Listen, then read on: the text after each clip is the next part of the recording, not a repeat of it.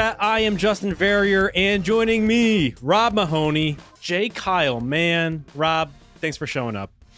You know, I try. This is what I'm best at, is showing up for our podcast to complete them with the two of you. I've never missed the show. Did you enjoy your time away from us? Did you at least go on a nice little beach vacay? It was not a beach vacay. I left to do a tennis tournament that I play in annually. Somewhat successful results, but I'm sad to say I did not come back with the championship belt. Mm-hmm. I feel like you would be a big time force at the net. Is that incorrect? I mean, that is the game, especially for as old and washed as we are. Like, doubles is the way of life at this point. So, you know, the net is my friend. Wait, Okay. So you said annually. Did you travel in order to participate in this tournament? I may have. Is that a problem for you? Oh, There's a lot going on here. Where'd you go? It was just back to the Bay. This was a local tournament I was playing in when I lived there. Now it is an out-of-town tournament that I'm going to make a little weekend of. Oh, that's lovely. Did you sign any autographs there? Like, people were just bringing you their pluribus, like, cells from the show, like the little screenshots. Now you're just being rude. You know, I'm just a guy trying to play some tennis with his friends, and it has to become a whole thing for you. Okay. Yes, it does. Did you want to defend Paramore at all before we get going? I tried to talk a little shit about that. I half expected you to come on here with an open denim shirt with a Paramore.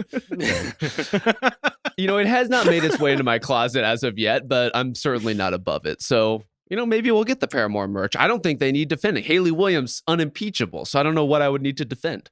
Are you guys pro Paramore? Yeah. What is the anti-stance? I wouldn't say I'm necessarily anti, but like when I was in my emo phase, I wouldn't necessarily say I was in. It felt like it came a little bit after me, but I feel like there's an age group where Paramore is like number one on their like concert list or whatever. Yeah, we're a little aged out of that group for sure, but you still rep.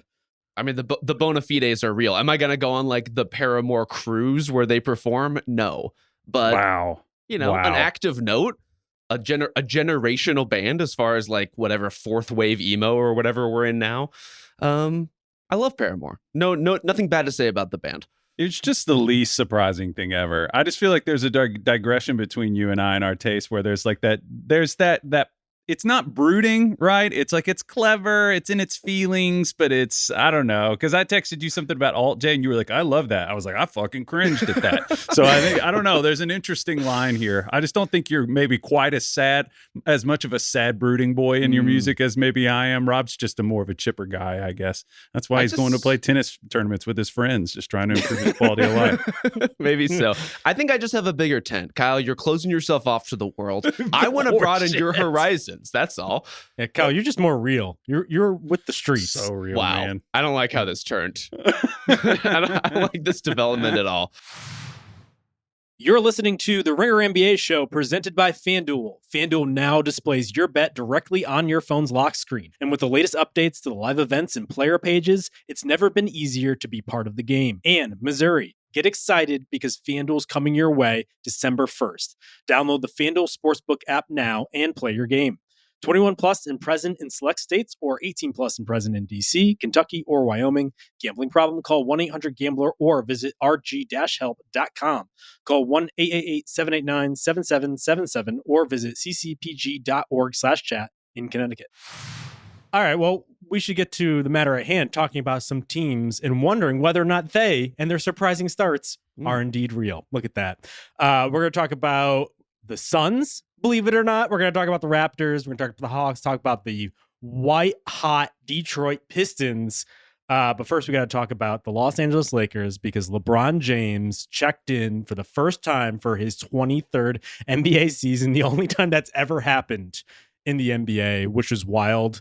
We can get to the actual performance at hand here, but Rob, it was just so nice when the lineup came up and you see all the names there and LeBron's there. Like, I'll be honest, the heart started twinging. What do they say? Tingling?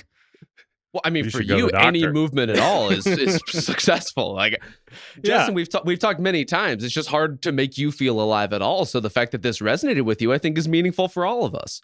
Only when I'm potting with you guys, you know? That's when I come alive. I really appreciate it. But you're right. Like, LeBron has been one of the great constants of our entire lives, if we're being honest. So the idea of him being back on an NBA court is a comforting thing. Great to see him back out there.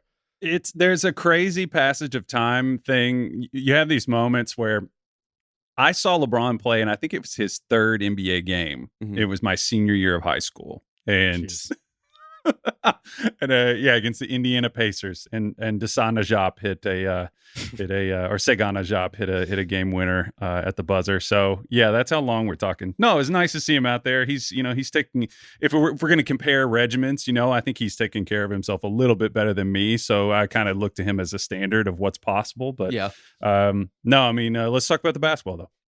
No, I want to talk about you and LeBron and your relationship and side by side.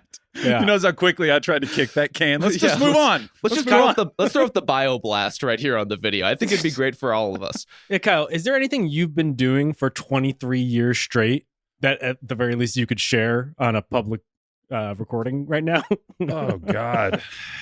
No, 23, man. I mean, other than poorly playing guitar, I'm trying to think. I was about to say, I feel like jamming on various instruments for sure. Making mistakes, been doing that. Never really stopped doing that at any point. Why do we fall? Why do we fall? It's true. Self-loathing, there's a lot of things in contention. You guys got anything? Nothing I care to share on here, that's for sure. Certainly not. No, but Justin, you're right that like LeBron has become one of these players who, especially for people of our generation, like you really do mark the passage of time by, his breakout in the playoffs against the Pistons, or his stumble against the Mavs in the playoffs, or like his ultimately winning the titles in Miami and in Cleveland and then in LA. Like he is one of the signature athletes of all time. He is one of the signature athletes of NBA history that tells the story of basketball. And having him out there at this stage where he's just going to be a different kind of player than the guy we're used to because he's in season 23, because he's on a team with Luka Doncic. I know it intellectually, and yet it is also striking to see LeBron operating out of the corners more than he ever has before, because this is his first game back from an injury, and he is the age that he is. I mean, obviously the defense wasn't great, and we could talk about that and the long-term implications about the Lakers defense. But Kyle, just watching him kind of default into I can make things happen purely with my mind, it was very much like an older pitcher where they might not have their stuff, as they say in baseball terminology, but they could just get outs based on craft and knowing the batter's habits and all these other things. I mean, he had 12 assists, and it didn't seem particularly hard, nor did he seem particularly like athletic or was moving all that well. He could just make things happen on a court, and like for a long stretch, especially in that second half, especially in the fourth quarter, he was just doing that. Well, I think with any discipline, any kind of craft that you're into, I feel like if you watch somebody who is, I've probably made this comparison before, but there's just an economy of motion whenever you watch. We'll take it back to the guitar thing. If you watch like a really, really great guitar player play, like a jazz player, you're like, man, he doesn't seem like he's moving his hand hardly at all. And it's just, he knows every angle. We were talking about, Robbie, you were talking about the history of his game and everything. He's probably one of the few guys that could legitimately, you could chronicle his career as an Eras tour about the different levels. And he's reinvented and found his ways to stay relevant and stay. And now that the bursts and the athleticism, it's more finite. He's not flying around. Although I will say he like dove for a transition pass to intercept it in the third quarter when they were up 10 on Utah. I was like, this guy with a sciatica thing going on. No, I just think he's reached that level of not that I will say, okay, let me say this really quickly. If you want to have your passing pop, it helps to have Nurkic guarding the pick and roll. I'll just say that as a starting point. Certainly. Yes. Kyle texted us at 8 a.m. this morning just to let us know that Yusuf Nurkic is not good at defense anymore, which was important. Anymore. I appreciate it. Or at all. Yeah. Well, I mean, if we're talking centers here, I also thought there was already some symbiosis forming with our guy DeAndre Ayton, and I don't know if we necessarily need to take a victory lap on Ayton being like a serviceable, like actually starter caliber big man, but you could already see not only Luka start to utilize him, but LeBron. I mean, Ayton had 10 field goals in that game, Rob, and 4 of them came off of LeBron passes. It's just having a big target is going to optimize those guys in ways that's going to be beneficial. I mean, not shocking at all that one of the most, if not the most brilliant basketball player of all time would find a way and see the angles. And if anything, like him being out there in whatever capacity, whether he's on ball, whether he's off ball, the luxury of that kind of sophistication and playmaking, of having LeBron James as the connector of your team, is kind of ridiculous. And I think it also absolves Luka of some of, his worst tendencies as a playmaker. If anything, Luka, for as brilliant as he is, can hold the ball waiting for like the perfect play, the perfect pass, the home run opportunity. What if the easy play is just to swing it to LeBron, who then hits Ayton in the middle and then it's a dunk? It's like it gives Luka easier options. It gives Austin Reeves a lot of pressure relief. And it just opens up so much for guys like Ayton, who if you're even remotely in the right spot and you're on the floor with LeBron James, you're going to get the ball. And so all of a sudden the Laker offense looks that much more rich with opportunity and just like the way they can diversify how they get into their stuff. Yeah, you're just expanding your decision tree if LeBron is out there. I think it was one of the first plays of the game. They had a baseline out of bounds, and there was some kind of uphill kind of rub screen or brush screen where Austin Reeves had a path to the basket, and LeBron saw it like a second and a half before it was coming in through and led Reeves. It fooled Reeves. Reeves didn't even think it was going to be there, and LeBron was like, "Yeah, that was there." I would pose this to you guys. Like, I'm trying to think all time. If you took like a play, I know there's the Halberstam. If you had 5 Michael Jordans, the 5 Michael Jordans would beat any combination of 5 of the same player. Is there any combination of like in the history of basketball, LeBron could play pick and roll with himself? Is there any other, like if you had 2 LeBrons, I don't think there's any other player that you could say if he was playing pick, because he has all of those connective skills and he also has all of those primary skills. So we're just kind of seeing this secondary kind of thing that we don't usually get to see just as a result of him being older and not being the primaries as much. Is Magic the first one that came to everybody's mind? I think, but even Magic isn't the finisher that LeBron has been necessarily. Like, has a lot of finesse, clearly a lot of angles to work with. But in his time, LeBron has been largely the best passer and for a lot of it the greatest finisher in basketball. And so that idea, to say nothing about, as Kyle was alluded to, all like the short roll instincts that LeBron can have and the way he can spray out to other guys, I think that probably is the definitive option, is LeBron to LeBron. If you can get LeBron to LeBron on your team, I think you should do it. The synergy opportunities always existed. My concern was how much LeBron ever wanted to feed into that role, because even though he is in year 23, did he ever want to take a back seat not only to Luka, but Austin Reeves? And perhaps the sciatica is just like lubricating that sort of transition for him. It makes it easier if he can't do the other stuff, that he could be this ultimate connector. Obviously the offseason raised a lot of those concerns, and right now they're fine, to the point where LeBron is helping Reeves up, and not just like kind of dapping him up and doing like some fun like finger gun sort of thing. He hugged him like he lost Reeves for a year or two, like he's a dog or something like that. It's just like, I'm so happy to be with you. And so that role has always been the I think the linchpin to making this all work. But obviously on the defensive side, like, it was pretty rough to start with. Keontae George looked like prime Kyrie Irving out there. And so that's the trade-off. The offense is going to be spectacular. The defense, we'll see. I like the idea of sciatica lubricating anything. I think that's the first time I've ever heard those two words put together. That sciatica really got things going. I actually did think when we were playing full on, I say we as a larger media apparatus, we're playing body language doctor with LeBron, and like how locked in is he on the bench? Is he being supportive of these guys?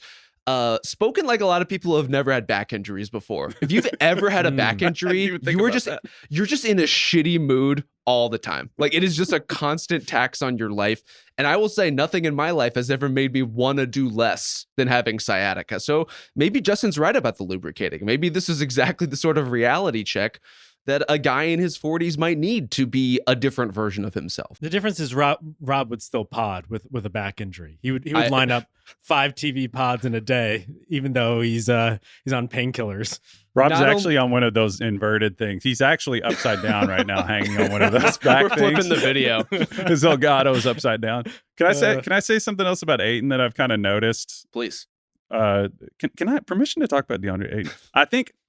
I kind of think that this is feeding into he is not going to be posting up. They're not going to be playing through him. I know that he's envisioned. There's a real interesting like Theon Greyjoy reek thing going on with DeAndre Ayton, where he's like, I am Theon Greyjoy. I am the prince. I was the number one pick, dominating and everything. And they're kind of like, no, you're better when you just are in a rigid structure with players. They're going to like, when did he play the best basketball of his life? When he went to pick and roll school with Chris Paul. Like whenever he has this kind of structure and you're like, fall in line, you catch the ball here, you do this is your job. He does fine. And I think whenever they're doing these actions, I've noticed like they were running these like staggered with like Gabe Vincent and Austin Reeves, and Ayton is just kind of standing above the foul line at like 18 feet. And whenever he's sort of the pressure release valve where he can shoot those little, I mean, he's maddening when he's playing back to the basket and he shoots those little push shots. But if he's catching the ball with a couple steps and he shoots a little overhanded push shot, you're like, okay, that was a decent, I don't know what the points per possession are for that, but it's not bad considering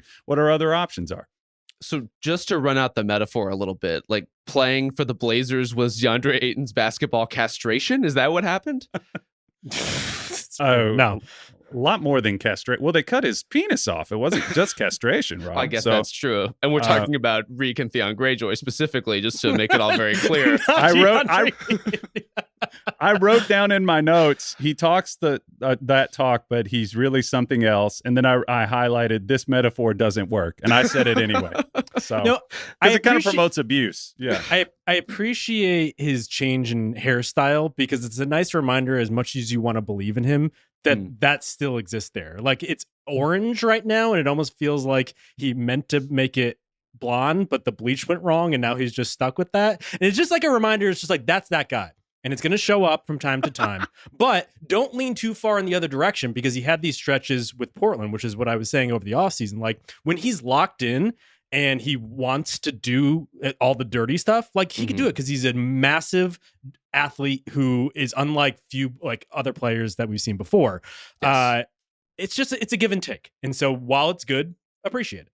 Absolutely. And like, again, right now he is a component of what they're doing, and a component, we should say, of this team being, in LeBron's absence, quite resourceful. Like just really made it work with every permutation of guys in and out of the lineup. Like this is a team that went 10-4 without LeBron, that went 3-1 without LeBron or Luka, that won its own only game without both of those guys and Austin Reeves. I think you just have to tip your hat to that, regardless of whether you think the bottom is going to fall on the defense. 11-4, given what the Lakers have dealt with so far, is unquestionably a success. But long term, Kyle, what do you think? Do you think this signals a certain level that they won't slip back from? Do you think the defense will be more of an issue in the regular season, or is that more of a playoff concern? I mean, the defense is, I think, where you could kind of hang your hat, because they're playing the Jazz last night. Obviously, Nurkic not going to put a lot of their guards look good. The Jazz weren't going to stress them in the way that I think some of these other teams will. I think the offense will stay good, just because I think when you have entry points like they have, they're elite. I mean, and if you're going to keep LeBron in that spot, he can also pick his spots and attack single coverage. They can put points on the board. They went on a 43-9 run to end the third and to start the fourth. They can put some, and there was a really interesting lineup shift too, because they did really well with Luka, Reeves, LeBron, Rui, and Ayton, but they also had some interesting like LaRavia lineups in there. They have some things that they can kind of experiment. Do we believe that the Aduthiero experiment how's that gonna affect the defense? What do you think? What do you think, Rob? I said that just to annoy Rob. Oh God. I have no comment at this time. Come on, What are we talking about? Success. Do you guys have some like Aduthiero beef going on, or what's happening? No, I just thought it was a hipster lob to just annoy Rob. That's all it was. I see. That was the lob I let sail out of bounds so that everyone credits you with the turnover. That's what's happening here. I just feel like they have stabilized the ship to a point where I find it hard to believe that they're going to slip back in the West, especially as the West is increasingly becoming even more top heavy than the East is, where it's like the top four feel pretty solid right now. Thunder, Nuggets, Rockets, and then the Lakers. Spurs dealing with a ton of injuries. Wolves are kind of like helter-skelter at this point, and everybody else is just kind of big old mess at this point. Yeah. There's a lot to figure out. And so, there's a lot of cushion there for the Lakers between them and some of those also ran wannabe contending type teams. And ultimately, if we want to drill down, like the thing that the Lakers have that those teams don't is Luka Doncic. And so long as he is there playing at this level, and I would say, Luka's been wonderful before, been one of the best players in the league for a long time. I think he's freaking teams out in a way that surpasses even where he's been. Like the preemptive double teams, the sheer panic that he is inviting on the pick and roll. I mean, he's leading the league in scoring and putting up almost 35 a game. Something that like in the last 50 years, like a couple of guys have done basically. So long as he is that, the Lakers are going to be head and shoulders above some of these other teams in the Western Conference. They're just not going to have that kind of creativity to compete regardless of what happens with the defense. Getting to the line nearly 13 times a game right now. So at ridiculous. Yeah. With Reeves' own ability to do so and LeBron's own ability to do so, they're going to manufacture points in a way that's just going to slow the game down and allow them to control a lot of regular season games on offense. But I think you're right. I think like this part of the season, we have enough sample to suggest like the teams that have really asserted themselves. There's a lot of noise still. We're trying to figure things out in the East. It's way more crowded and complex. But I think if a team is this successful and looks this impressive, I think that's something to note and something that rarely just like wilts over the course of an 82 game slog. Which is a good segue to talk about the Detroit Pistons, who have certainly asserted themselves over a conference that otherwise is just like, every other week, I feel something different about it, and we'll get to that with some of these teams. But man, Kyle, Detroit, they seem legit.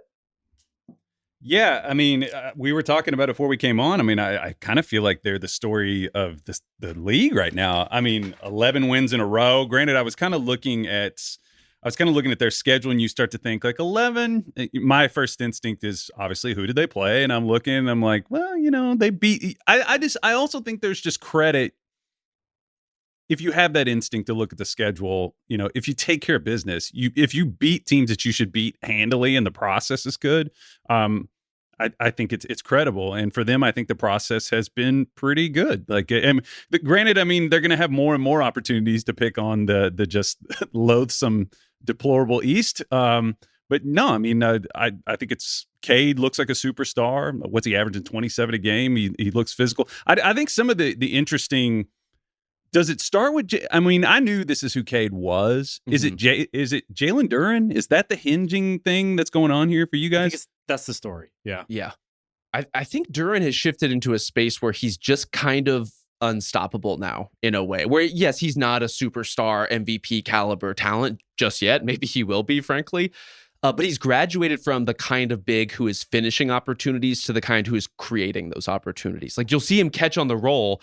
And he'll have 3 defenders in front of him, and he will body one out of the way, and he will long step between the other 2 and then dunk. And so it's not just like run away, the Ryan Kalkbrenner effect of just like, I'm going to dunk every open attempt I get within 2 feet of the basket that we were talking about. Like he's manufacturing this stuff. And so to get him flexing all of that sort of unstoppable creativity while also flexing out his game in new and exciting ways, attacking in transition, taking the occasional jumper. Like he's always had the sort of like wheel and deal passing game that is so exciting and frankly so important for the Pistons. His emergence and the expansion of his game is absolutely what has the Pistons playing this well. Well, while also they're playing through lineups with guys that I didn't know existed before. Like Dennis Jenkins is starting next to Cade in the backcourt. And it's just like, didn't know about that guy. Is this a thing? I think we have like a surprise daily double. Is this Dennis? This is crazy. I mean, last 5 games, 7.6 assists, 2 steals, 20.2 points. Yes. I mean, come on. Been awesome. And like, look, he's got an opportunity because of Detroit's injuries and just kind of turned into a Jaden Ivey surrogate, basically. Right. And I think in playing that well specifically, you're seeing it's like illuminating something about the Pistons and what they need, because the lineups where Cade is kind of the heliocentric force with Jalen Duren and whatever combination of like shooters and defenders you want to put out there, those are good lineups. You put him out there with Dennis Jenkins and it just pops. It is totally different. It transforms. And some of that is Jenkins effect. The Jenkins effect is real, but it's also just like, what does Cade need and what do the Pistons need to be the best version of themselves? And it turns out they needed a creator like him who, yeah, he's hitting all his threes, but he's also, like really squirrely off the dribble, has that quick burst that they need in the half court. Like he's just enough of all of the sort of the backcourt creativity to give them some of that boost.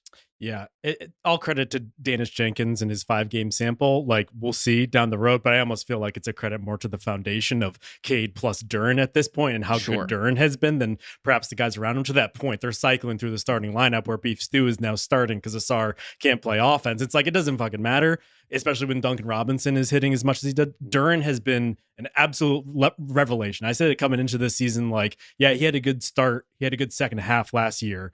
Let's see if he could put it all together. He's done that and then some. So over this 11-game stretch, 3 games were of 30 or more points, 4 were 20 plus, and he missed 2 of those games. And so, like, he's been dominating in a way that I never expected. And Kyle brought up Kalkbrenner before.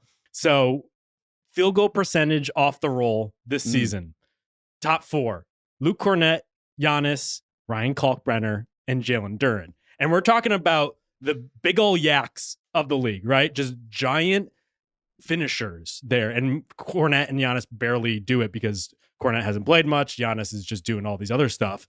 And so he's just kind of become an unstoppable force, Kyle. And you've seen as a result of that, the defense start to collapse and all these opportunities for these outside guys to the point where it's just like, I think Duren's going to be a good short roll passer because he's passing to wide open spaces at this point. Yeah, I mean, with the Danis Jenkins thing, I mean, I know we can kind of ding it and just be downplay it, be like, well, you know, he's feasting on this opportunity. If that were, you know, if it were so easy, they would have already found this person. I mean, they've had Sasser kind of do it here and there when Ivy's healthy. Ivy was good here last year before. Absolutely. Yeah. I'm just saying, I what Jenkins is doing, I think, is I want to see it continue and extend and everything. Like, I agree with you, Rob, about the squirreliness. He's also pretty squirrely on defense. There, he had a pretty awesome play. He came out of nowhere to deflect an entry pass. But for Duren, you know, up 9 points per game from last year. Also didn't really see him went to Roman Catholic in Philly. You guys remember Eddie Griffin? Remember him back in the day? Yeah. I was a big Eddie Griffin guy. Oh, yeah, man. Where are we right now? What's Seton Hall? Come on, baby. Let's talk some random guys. stars. This is what We're we naming do here. dudes. Yeah. This is what we did. Through the time warp here. Yeah, had to do it. Sorry. Shout out Seton Hall 2001. All right. So, no, I mean, he also something that I think he has working to his advantage is when you're as fast as Duren is, you know, he is feasting on, this is one of my favorite things that active big guys do, is if he sees a mismatch in transition, he basically just runs that person down like the weak gazelle on the savannah. Like he ran after, granted, he did it to Okongwu too. He did it to Jalen Johnson. He did it to Dyson Daniels. He'll just go and post those dudes. And he's so big and strong. Yeah, he just kind of effortlessly, he never looks like he's trying that hard to move people. I mean, the dude's just like a slab of iron. But yeah, he's just attacking and yeah, he looks good. And they're the whole team's defending well without fouling. That's another thing too. Well, are they? No, they're defending well, but are they doing it without fouling? Because they're hacking the shit out of people. Yeah. I had it inverted. I was like, that can't be. Okay, yeah, that's not right. I was about to say, they subscribe to the school of like, they can't call them all. And so they just beat the shit out of you all the time in a way that not only works, but I think feeds the spirit of everything they do. Like, you get that sort of body bumping physicality from Duren and from Cade, frankly, and on down the line. I mean, Beef Stew is just like one of the most physical dudes in the league. And frankly, like, was one of the best bench players in the league. And now is just like a fun plug-in starter when they need him to be. But like, they will just mess you up and they will wear you down. And I think, Kyle, I love that you zeroed in on that with Duren specifically, because that's kind of what bigs should be doing in transition. Like, guards, yeah, you're trying to get by guys. Bigs, you're trying to go through guys. And if you can do it successfully without picking up too many charges, it does just make you the sort of force that nobody can take away. Mm-hmm. Having said that, though, it almost has given him the license to fuck around with his face-up game even more. And I have to say, it's like one of my favorite things is watching him because he's such a hulking presence that the ball is basically like a lemon in his hand. And he has the energy of like the star defensive end on your high school team who's just fucking around in gym class, where it's like, it doesn't look particularly tight or impressive, but it's just like, whoa. And it's big. Like, it's working and he's hitting this kind of baby jumper. And I'm just like, it's one of the more fascinating things to watch. That sounded anecdotal. Yeah. Did you get abused by a tight end in PE class? No, I was probably getting abused by everybody, if we're being honest.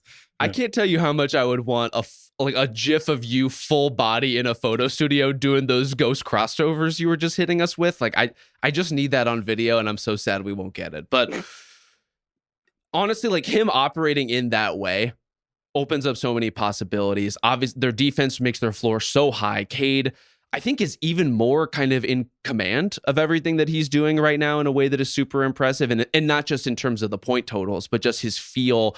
He's in that space where he's kind of playing with his food in a positive way a little bit.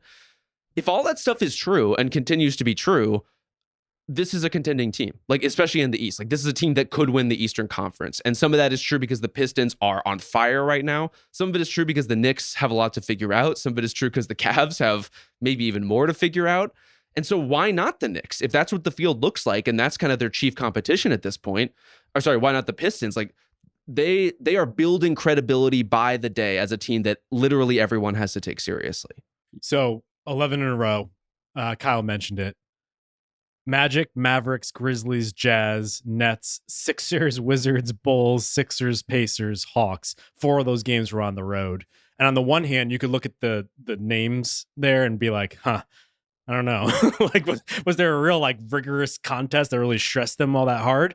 Not necessarily. I guess the Hawks without Trey have been pretty good of late coming into last night's game. And the Sixers, to be fair, Sixers are a quality opponent now. See, and that's the thing. Like, you want to diminish it, but this is basically the East at this point. So they're just beating everyone in front of them. And so, especially if they're just stacking wins, it's just going to make them, it's going to give them more confidence in what they do. And also it's building a foundation so that they could layer on guys like Ivy and play through his injury recovery and whatnot and make it just that much easier. And so they feel pretty real to me, Kyle. I don't know about you. Yeah, I really think the space for Cade is really, I think you all nailed it. That when I was watching them play the Hawks last night, I was like, man, it just really feels like Cade is picking his spots more than he's had the luxury to in the past. And this is, I think, just having Duren create more of that rim pressure and just creating more of those advantages that they can kick it, swing it, attack. I think you're basically just giving Cade's game a Ricola. And I don't know, you remember those commercials? You remember those commercials? Well, he can breathe. You remember those commercials where the guys like in the sauna with the Russian guys and they're like, breathe, my friend. That's just kind of what's going on with Cade. And it's a relief. It's a relief to come from the trauma of him staring out into space because they can't give him any help. And people were like, is Cade good? Blah, blah, blah, blah, blah. It's kind of, he's improving. And this pressure that they're taking off of him is just nice to say. And he's being a bully. That's the other thing for me. When bully Cade's my favorite Cade. When he had a phase where he was trying to be slinky and fast and stuff, I'm like, nah, man, be a bully. Love it. I think the trade stuff with them is also pretty fascinating because they're doing this, as we mentioned, without any of like the critical young guys that they're just kind of betting on. I mean, Rob, what would you do if you're the Pistons right now? Do you look at the success and be like, we could play around with this because we're switching up the rotation so furiously and guys are in and out? It doesn't really matter. We have the foundation of something. Or are you like, well, we're 13-2. Do we really want to rock the boat, especially considering the recent history? It had been so bad so recently. Is it tough to just like take apart or mess with something when it's going so well and people are finally behind you? It always is. And especially because not only do you not want to rock the boat, you don't want to rock the developmental environment that is making Jalen Duren this player in particular. I mean, I wouldn't say they're doing it without those young guys. Like Asar Thompson is still a critical part of this team. Ron Holland is still coming in and playing vital defensive minutes, revving things up, getting into guys. Like they're still fulfilling the brief. They're just not the standout stars, those supporting guys as of yet. I think if you're going to make a trade, you have to be very careful, and it would have to be somebody who's actually going to move the needle in a serious way. Like it would have to be for someone like Lauri Markkanen, who also is lighting the league on fire right now. And so if you want to sort of reimagine what you're getting from the 4 spot, that's a conversation worth having. And especially if you can do that in a way that allows you to maintain this sort of kind of ball handling assistance at the 2, whether that's Jenkins or Ivy or a player not on the roster right now, that's a conversation worth having. Everything else I'm kind of loath to touch, and I'm very resistant because they're coming on this strong. Yeah, they're still not taking a lot of threes. They're still not making a lot of threes. And that would be my one sticking point, especially in the East when you have the Cavs lingering out there, when you have the Knicks. You're going to have to be in a track meet at a certain point, especially the way playoff basketball goes, where just all of a sudden you're just trying to outscore the opponent. And so I do worry about that as a sticking point, but that's a down the road sort of conversation. Yeah. Why don't we flip to the Hawks now, who are similarly kind of cooking without Trae Young, 7-3 since he's been out. They played the Pistons last night. So in this 10-game stretch, Kyle, so 14th on offense, 5th on defense. Haven't seen the Hawks up there in defense that long. I kind of feel like whatever you thought about Trey previously, you could read into this 10-game stretch. If you're like, well, he's a sieve on defense. You can't really put together a high-level playoff contender when he's out there because he'll just get picked on. You could believe in that. Or you could look at the offense, which has been better than I expected, more democratic, more flow to what's going on there. I imagine the passes per game are like off the charts at this point in comparison to what they used to be. On the other end, turnovers are spiking, a little disjointed. Jalen Johnson's been awesome, but it's just like, can you really run everything through like all these bigger wings? Which part of that divide do you find yourself on? It kind of reminds me of what the Raptors have been going through, where you have some guys who are sort of in this lane of have they graduated to trustworthy primary status? And it's amazing how, we've listed all these teams that had surprised us. And I kind of wanted to go through and say, like, surprise took each of these teams from where to where, but the Hawks specifically, I'd be interested to answer that question. But that's kind of what I see when I'm watching them. It's which of these guys Jalen Johnson, is that the guy that we came into the league? How are we satisfied with his? Because we were ready to ascend him, level him up to dude status. Has he gotten there yet? What mode of offense is he most? Yeah. I throw that to the crowd for you all.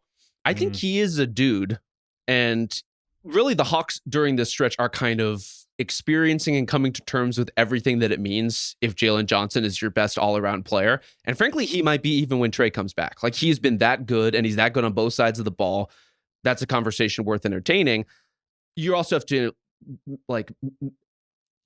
understand the reality of what that means and the limitations that come with Jalen Johnson being your best all-around player. And with this sort of democratic offense, like the flow and the process for the Hawks feels so good, but they run into some real lulls in terms of their creation. Like they just will have those possessions where they pass it around a bunch and don't quite accomplish anything that they need to.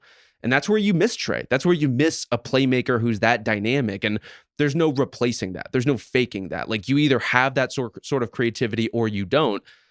Maybe you can win a lot of games if your defense is elite enough and the offense is just kind of thinking about and going about things the right way. And Jalen Johnson sort of embodies that. Is he going to get the Hawks over the top in the East? I doubt it based on anything we've seen. And that's fine. Like, he's an awesome player, but this is the reality that comes with the surprise. Yeah, I'm calling this kind of interlude the look how good Jalen is sort of era for the Hawks. And it's been a nice reminder because just the way he's been able to assimilate and like take on more playmaking responsibilities so seamlessly and so quickly has been illuminating to me. But there have been times where it's just like he's forcing things and it's just like it's not the ideal role. And so I ultimately end up not saying that they don't need Trey, but they need a more muted version of him, the one that's going to buy in. And I think that's encouraging, not only because maybe it forces him to play more Hawk style and Snyder style more than them catering to him, which has been the problem in years past. But also I wonder long-term, Kyle, as you're talking about him not getting an extension and whatnot, and what you're going to do if he decides that he just wants the money or he wants the respect or whatever it is, or he wants another opportunity. Like, maybe you could hold the line because you can get by with some of the good things Trey does, but not necessarily Trey himself. What would that entail? I mean, does that entail getting off the, like, we're just asking him to get off the ball faster? Because we've seen that he's not really super bought into moving without the ball, like we were talking about when we were talking about the draft and who they could target to optimize this. Is that the question? Because Trey just is one of those guys. Like, I don't know if I think it would involve him having to do a little bit of both, right? It'd have to be him seeing if his pull-up action is there, seeing if his primaries read is there, and ejecting from that really quickly. Because I think if he does that, I think that could send Atlanta's offense into orbit in a way that I was watching them last night, and I'm just like, I thought Detroit made them look a little skinny at times. It just seemed like they were. I thought like Detroit's process overall was just better, and it kind of seemed like Atlanta was like really spinning plates to try to create offense. And if you come in, you don't want to go full Trey when he comes back. I think it would just have to be a middle ground, and to me it seems like that's probably what it would be, like him getting off the ball faster, him moving without the ball a little bit. Detroit has a way, because what they do is so streamlined and like efficient to the bone. Like, it makes other teams look overcomplicated. And that's what they were looking like at time there. I love Trey. I've come to appreciate what he does more. I think the problem also is like his shot has been gone for like over a season at this point. And so if you're moving him off the ball, does that create more complications? I think part of the reason why he leaned into pass first Trey last year was, to his credit, I think it served the team best. But also, like, he kind of had to, because when he had the ball, like, I don't think he was threatening as much. And I already think teams were looking at him quizzically because those deep balls that he kind of built his fame around to a certain extent, like, hadn't been there by and large in the NBA. And so it's complicated. Ultimately, it's a good problem to have, because you could basically say we don't need to live and die by your success. The one other player who's like kind of been more interesting in this setup is Onyeka Okongwu, who just feels more suited to this switch everything, wings everywhere sort of lineup, Rob, than even Kristaps, who obviously played with a lot of wings in Boston, but is a little bit more not as fleet of foot. Okongwu just seems unleashed when he's playing in this sort of setup here. He definitely does. He's such a hard player to pin down, because there are certain matchups that just don't suit him, where he doesn't have the size or physicality to hang with certain bigs. And that's where, in theory, maybe you would want, a healthy rim protector like KP if he was out there, or to play them together in some capacity. It's just hard to know if he's going to ever be like the Bam Adebayo level version of himself. And that's kind of the gap, right? They're similar sorts of players, similar switchability, similar playmaking, although a little more muted in Onyeka's case. But he's vital toward that ultimate strategy and that style of play. And I think if you're going to chart a way that bring back Trey is a successful, like really brings the Hawks to fruition in terms of the best version of this team that they could be, a lot of it comes from Okongwu. A lot of it comes from the activity defensively that a lot of these other guys are bringing on those switches, on their pickups. And it's Okongwu. It's also having like really active hands from Jalen Johnson and Dyson Daniels and Alexander Walker, Keaton Wallace, frankly. Also like Mo Gay picking up and like wreaking havoc. Like they have a lot of guys who are mucking things up defensively, where you can see the Hawks surviving, Luke Kennard getting picked on. I think they can survive Trae Young getting picked on. It's just like, can you only have one of those guys on the floor at the same time? And can you benefit from the way defenses respect Trae more than his actual 3-point percentage? Like, I care that like no defender in their right mind is going to leave Trae Young open for a spot up three. That matters, regardless of whether he's hitting from 30 feet. So ultimately, Kyle, are you coming away from this stretch encouraged by the Hawks? Or do you think about them that's a better question. Do you think about them any differently now than you did before, when they were kind of a little bit in the muck to start the season? Well, when V. Krejci is playing this confidently. I tried to tell y'all about V. Krejci. I got laughed off this podcast. Embarrassing. Not for me, but embarrassing. That's the last time we'll do that. I'll tell you that. I still think I'm just kind of in the middle. I'm definitely not as high as I was in the off season. I think the idea of it was very enticing. Granted, we just need to see more KP. We need to see it. We need to see it all together. I guess it's similar to, you have something that is working sort of, that is a decent proof of concept that needs a little push in the right direction. Mm-hmm. And what is KP, what is Trae going to do? What are they going to make this look like when they come back? That just, I don't feel overly confident about that, just because I don't know. It just feels like we're still a step away, a move away. I don't know if that involves Trae not being there. I don't know. Where's your all's confidence level? I'm wishy-washy. I just feel wishy-washy about him. Can I ask you this question as a setup? Mm-hmm. So I think we all kind of agree Detroit, Cleveland, Knicks might be where the power structure lies. And when it comes down, when we're in like April or something, those might be the top three teams in the East. The other four teams kind of into the mix here: Raptors, Sixers, Hawks, Heat. I guess you could throw the Bulls in there as well for 5. Which of those do you like the most, Rob? It's a great question. I guess it depends on what you're asking. Because the Hawks are a team who they look like a good Eastern Conference team right now, but not a wild card Eastern Conference team. Like, do I really think that the Hawks, given everything we've seen so far, would be a real threat to those top 3 in the East? I don't. I just don't think that's been there on the court as of yet. Maybe it will be. So do any of those other teams pose that chance? I think that's where, to go off the board a little bit, the fully actualized version of the Magic might be compelling in that way. And they're sort of like just in the mix right now, but are showing enough of what they could be that I still take them at least somewhat seriously. And most importantly, I think they defensively have the personnel to challenge some of these top teams in the East. they still have to do it, and they still have to score above like just a purely putrid level, which has proven to be kind of elusive for them. But maybe they can do that. Maybe they can't. Otherwise, I just don't see a lot in this sort of middle of the East pack to like that's that inspiring in a like end game sense. It's inspiring now in November, and those teams have all been kind of surprises in their own right. But the top three is the top three for a reason. And once the Magic moved Paolo at the deadline, okay, and realize, I think they got another level to go up. They've been looking spunky without him. I'm kidding. Obviously, don't hit me up, Magic. Are you? We're cool. You're kidding, but you're not kidding because this is who you are. No, Rob, you said it over text. It was like you were like, "Well, here are his stats." I'm like, "Yeah, bro, they are great. They're great stats." But it's just interesting. Had a great last 5 games before he got hurt. We're just skimming over that part as we praise the Magic without Paolo Banchero, a very good basketball player. It's just interesting. That's all. They've been fun as hell to watch when Paolo hasn't been there. Like Franz just plays so much freer. Tristan da Silva has been kind of a revelation in the starting lineup. I don't know in terms of like seriousness, but sure. I do like watching them more when he hasn't been there. I'll say that. For sure. Like everything they do is easier when it's only one of Paolo or Franz. The question is that version of easy going to get you anywhere? Or can you make something out of the more challenging model? And like a lot of the contenders that we see are built in some way on a challenging model. There's something about them that kind of shouldn't work, but does. Draymond Green can't shoot, and yet he is the hub of one of the most potent offenses in NBA history, right? There's always like some crux of something like that at the heart of those teams. The Magic have a long way to become the dynasty Those warriors. Aren't the same thing at all. Those two guys balance each other. I love the idea of it. I mean, come on. My point is not that Steph and Draymond don't balance each other. It's did Draymond and Kevon Looney balance each other? Like there is a contradiction in a lot of these teams that overwhelming talent kind of puts aside. And that's always been the question with the Magic is like, are Franz and Paolo together overwhelming enough to conquer that stuff? And we still have yet to see it.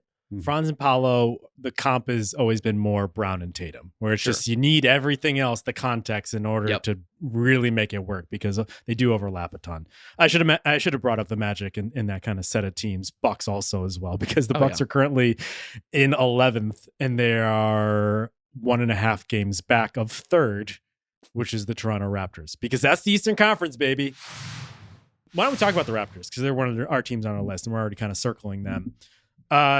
They've been good, 9-5. But again, Rob, I don't know what to make of these teams because on the one hand, like I think just having 2 waves of solid ass guys, which is literally the note that I have down here, I think that has made the difference in the East in this early going.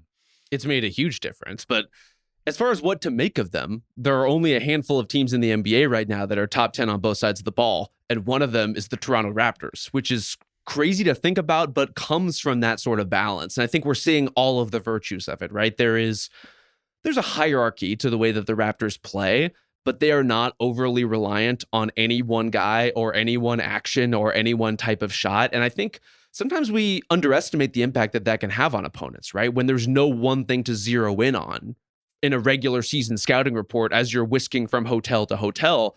Like, how do you get this team under wraps? How do you really understand what it is they are and what it is they do? And I think the fact that they are kind of elusive and adaptive and always evolving is what makes them a difficult matchup at this point in the season. And so, like, I know there are natural questions that come up with any balanced team as far as like, what is this going to look like in the playoffs? How is this going to like fare down the line? We can get to all that. I just want to say like full stop right now. This is awesome. No snark, no qualifiers, no exception. Like if you're playing with this kind of balance and being this successful, that is an awesome story. Is it just as simple as Ingram? Is this sort of a version of what Houston needed, where Houston needed, it's probably not, it's the same. But I just think, is it just Ingram buying in and playing better? I know we jeered him for the throwing and the frustration and stuff like that. He's not I always thought Ingram was a good passer. Like he's not bad. He's a good passer, but it's like he doesn't ever graduate to full blown manipulative status where he's, it's like I'm either scoring or I'm getting off it. You don't see him like watching to see if guys are moving their foot and like rifling like a no look. He's not that type of passer, but the simple level of him buying in, I think has sort of, tell me if you agree or disagree with this. I think it's sort of taken Scotty and RJ's sludge of not being credible primaries themselves. I just think it's kind of set it into a balance that has it's not always the prettiest, even still. It's not that, that Hornets game the other night wasn't gorgeous, but to me that seems like that's what's going on, right? Ingram's not being brilliant, but he's being good, and I think that's bringing balance to the force for the Raptors. Well, he's being brilliant at the thing he needs to be brilliant at, which is tough shot making, specifically from the mid-range, like just canning all of those shots right now. And so, yeah, the playmaking is there. And this is the part of the Raptors that I have a hard time getting a hold on, is like, how does a team that doesn't have like a sole dedicated playmaker, that, as you just said, Kyle, like Brandon Ingram is not the guy who is like passing dudes open necessarily, but he is reading and reacting in an intelligent way. How is a team that doesn't have that one guy this good at taking care of the ball? Because everything is so malleable and everything is so unpredictable.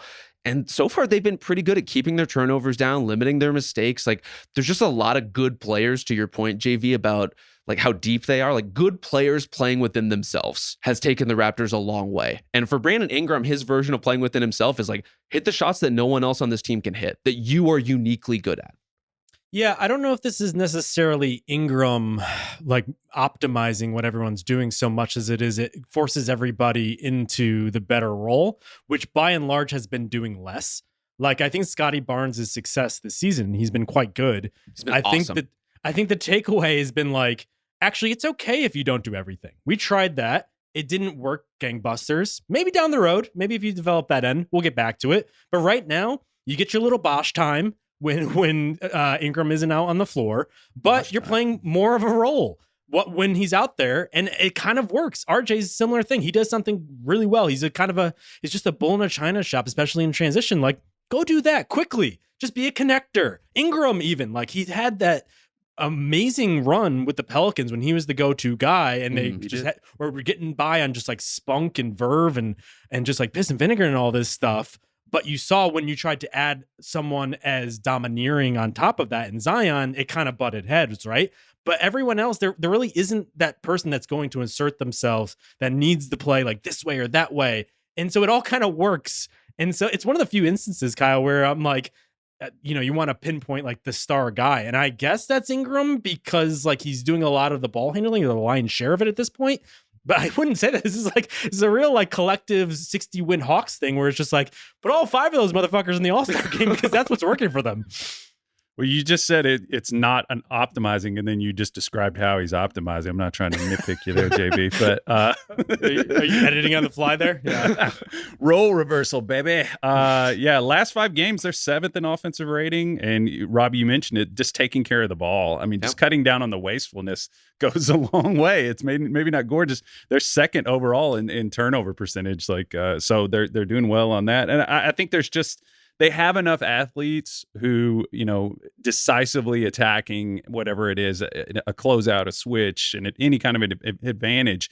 And then you get a little bit of, Emmanuel Quickley being a little bit more of who he's supposed to be, get off it, relocate, hit a 3. They definitely, their second unit is kind of fun too, with Mamu really and good with Grady Dick. And I was just entertained by the way that was clicking.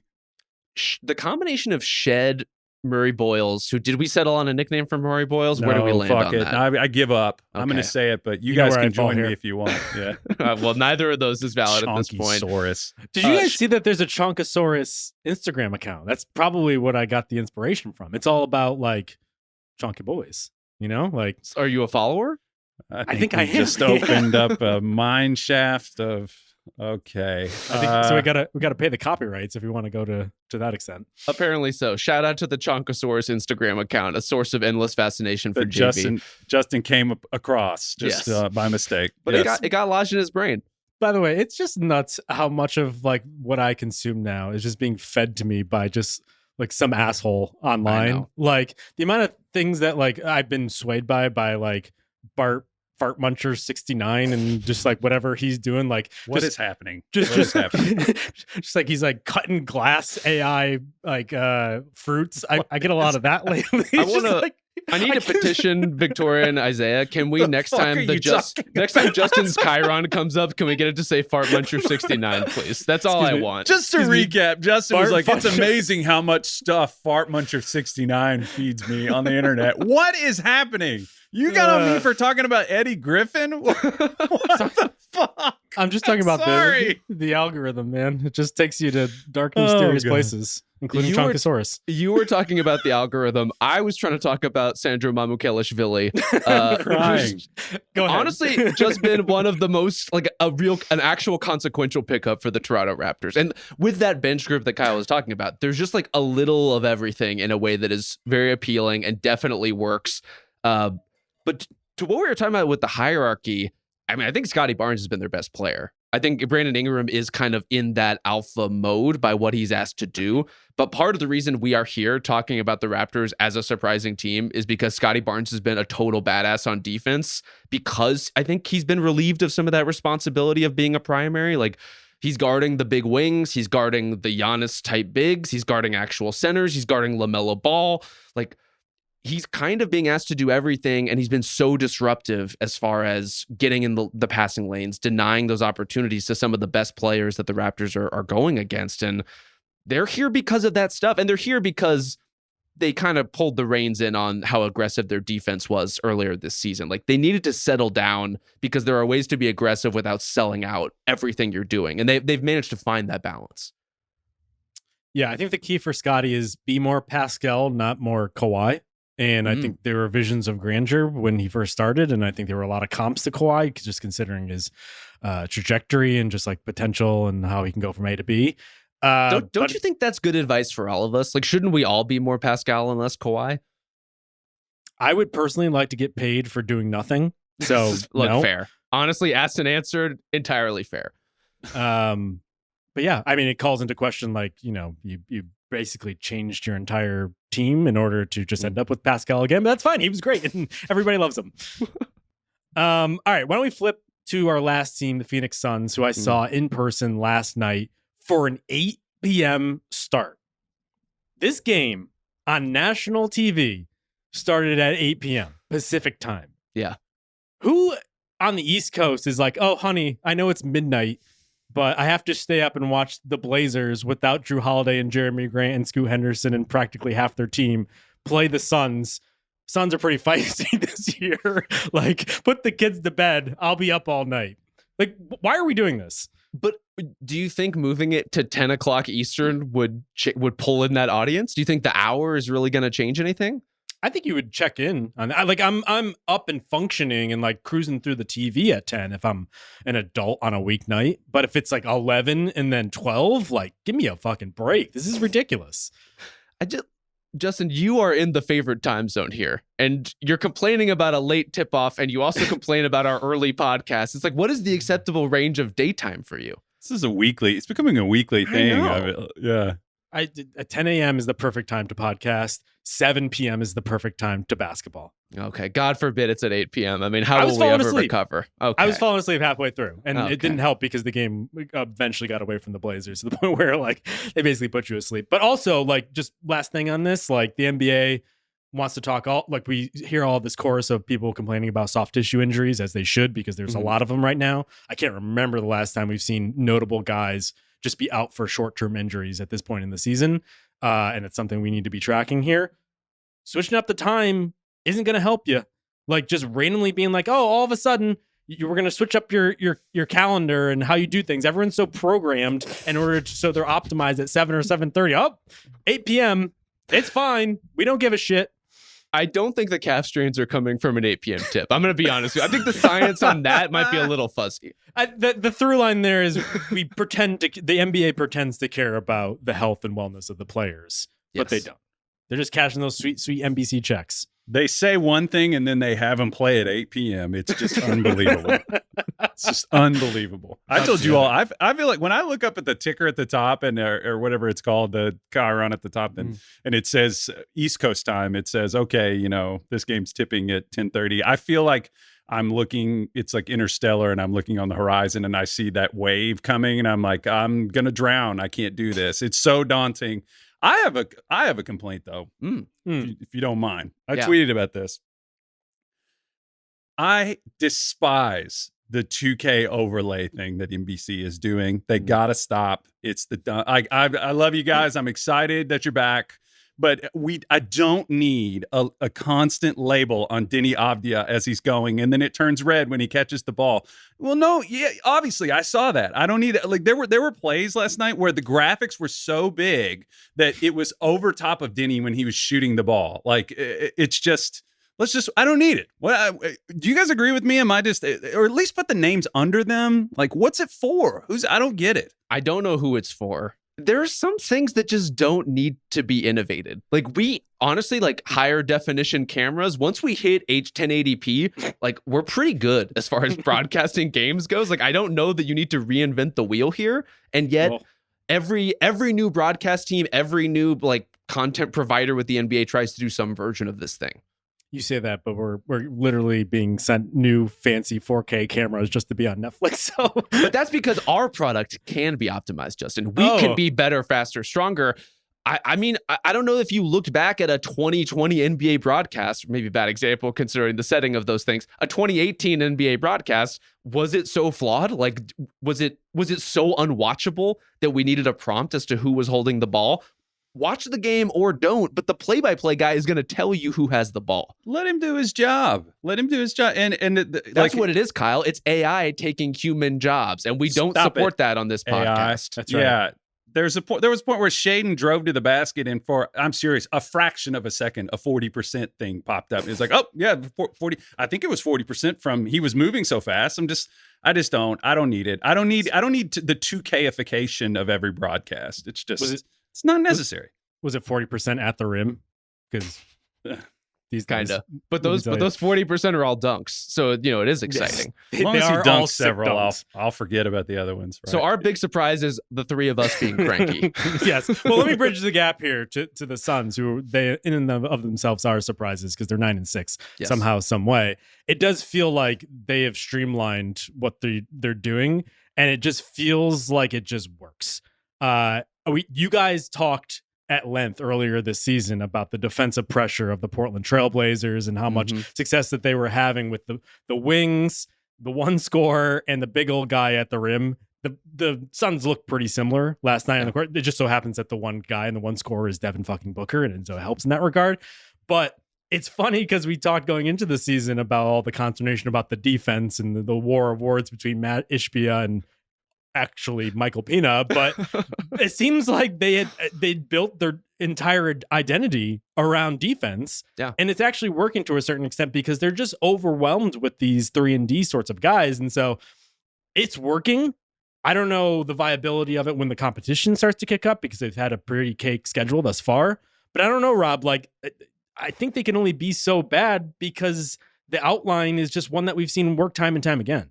The outline does work. And to your point about what their defense is, like just having guys like Dylan Brooks and Ryan Dunn, making it harder for opponents like the Blazers to even get into their stuff raises the floor significantly. And a lot of that comes from something that is not even the structure of the team. I think it's the spirit of the team. I think and maybe those things are related depending on who your personnel is. Certainly that like plays a part. But last season, the Suns carried themselves like a team that had already won. And now they carry themselves like a team that has to earn everything. And that is the fundamental difference in their play. Like sometimes basketball is as simple as understanding how hard you have to work to win.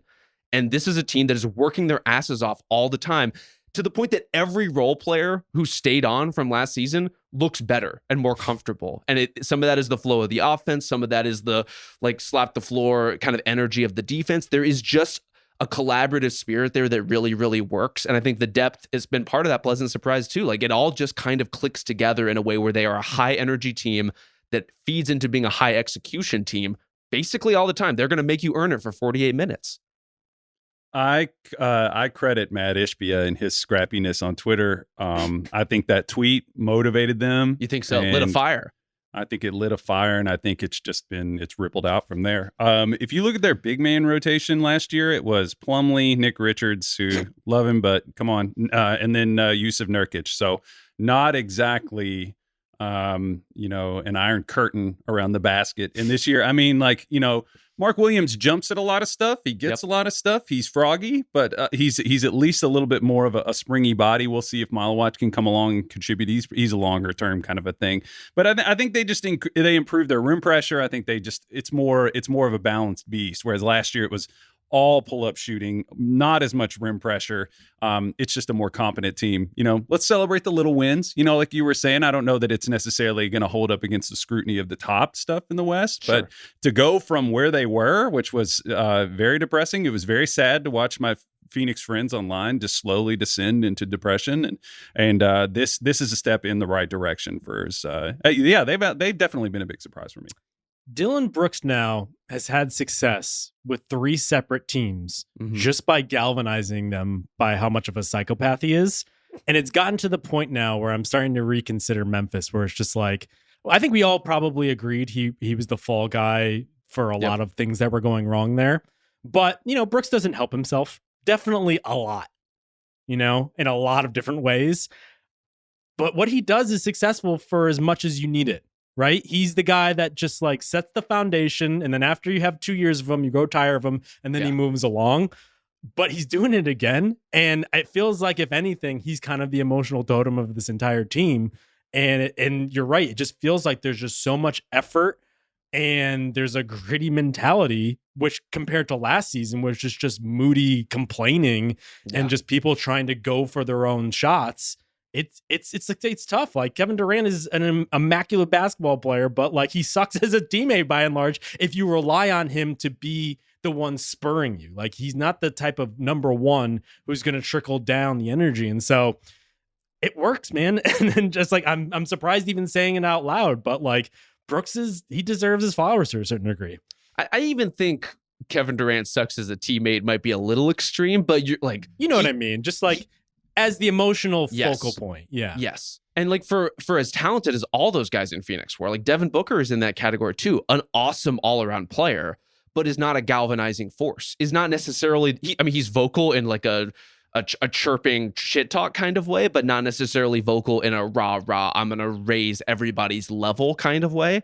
And that's all right. Like, some stars are not that sort of player. But you have to find that energy from somewhere. And the Dillon Brooks honeymoon, which, look, will run its course, as you alluded to. It's like 1.5 to 2 years. That is about the timeline. This is the fun part. This is the part where it's all sowing and no reaping as of yet. And so where the Suns are is exciting. And I think the question with the Dillon Brooks type of team is like, how do you keep that going? How do you harness this into renewable energy? And like, who are the other guys who are going to get you riding the same kind of wave? Dillon Brooks is sort of like, his career arc is turning into one of those like anthology TV shows where the stranger comes to town and there's like a story arc. And then at the end of the season, he's waving at them as he leaves town. I just feel like that's just kind of what's happened. Just a real Boyd Holbrook type, just a mysterious presence. Right. Well, It's funny because in Portland, we have discussions about why the Blazers drafted Young over Cedric Howard probably every day. Do you? I still, people kind of talk at them, at me when they're talking about, I still think Young, we have no idea. But Coward has been awesome. I do wonder if the better question is, why did they draft Malawach and not Coward? Because the Brooks' trajectory is like, it'll run its course, but you're also wondering, after you get to a certain level, like, how do you get higher? And what they do need are ceiling raisers long term. And if they didn't have Malawach, who's not playing, because as Kyle alluded to, the center rotation's fine, and Malawach just kind of looks like a mess. He was getting actually brutalized by Young in G League the other night. I think they need that one guy in order to spark them, because they're missing the offensive pop. They've been fine when Booker is off the court this year because Gillespie's been good and Grayson Allen's been very good. Holy shit, Grayson! Where did this Grayson Allen come from? He has these moments. He had it like his first year in Phoenix. But I do think isn't a moment. This is like weeks on end of him being just like a legit almost 20 a game scorer. Yeah. But I think that's going to run its course eventually. And they are going to need a number two, like a proper number two next to Booker. And the one thing that's unfortunate is, like, if they had Coward in there instead of Malawach, that's like the type of franchise changing sort of pick difference that would make a difference. It could be. I would say a couple things. One, Cedric Howard is off to an amazing start. We have raved about him all season. Like, we are fans of what he is putting on the table right now. Who's to say who he's going to be in 2 or 3 years? Who's to say like where the ceiling is going to come down and like We just don't know. And as far as like moves that could transform the team, I think there's an argument that if you think the Suns are going to be good enough to compete in the present tense, the guys you should be swinging on could be more projects. Could be like, okay, we have a rotation that we like. We have a lot of role players we like. Why not see what Malawach can be? Why not see if he can be the sort of big that opens things up for your team long term in a way that maybe you believe Mark Williams will be that guy, maybe you don't. I don't think anyone believes Nick Richards will be that guy, with all due respect. So it's like, maybe he could be transformational in his own way, even if he's not Cedric Coward. Yeah, I mean, I'm thinking about why they wouldn't have taken Coward. I mean, maybe they just saw the need, and it was sort of a bet on, Rasheer Fleming. I didn't believe in Rasheer as much as other people did. Maybe they saw those two guys and thought value's better in a distance between those two players. It's not as, we don't think it's that big. Maybe that was a bet on that. The other thing that we haven't really even talked about here is the Jalen Green of it all. I mean, you're talking about an offensive pop. Is he going to be able to be contained and bottled in a way that's going to be conducive to helping it without spilling out and like corrupting the whole thing? Because that's sort of been the Jalen Green, talking about narrative arcs of a career, that's been his so far. Yeah. What does history tell you, Kyle? It says he'll probably be waving as he leaves town, or just peeling out as he leaves town for the next destination where he gets the opportunity to be a star. Quotes. Yeah. Like, I want to give him a chance with this team for sure, because they could use some of what he brings to the table without a doubt. Just zero in on that.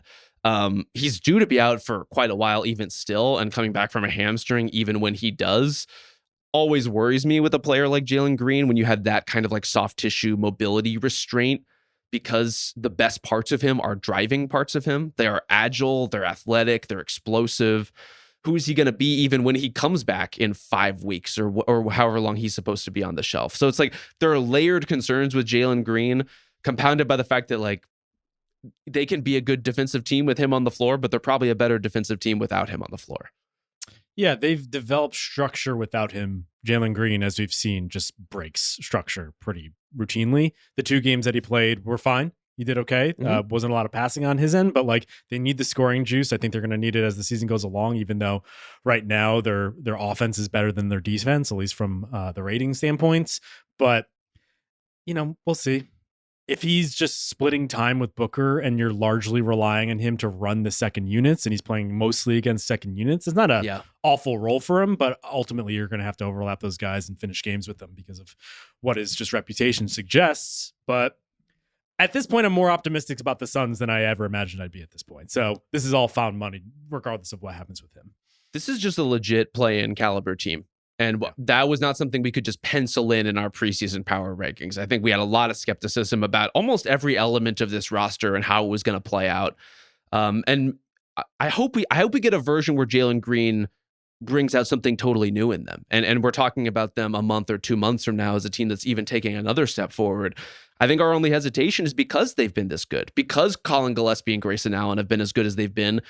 If those guys had been disasters, we'd be begging for more Jalen Green for a team like this. And it's so because the overall operation is so stout and so deep and so successful in working off of each other, this is another case where I almost don't want to shake things up too much because I'm so impressed by what's going on there.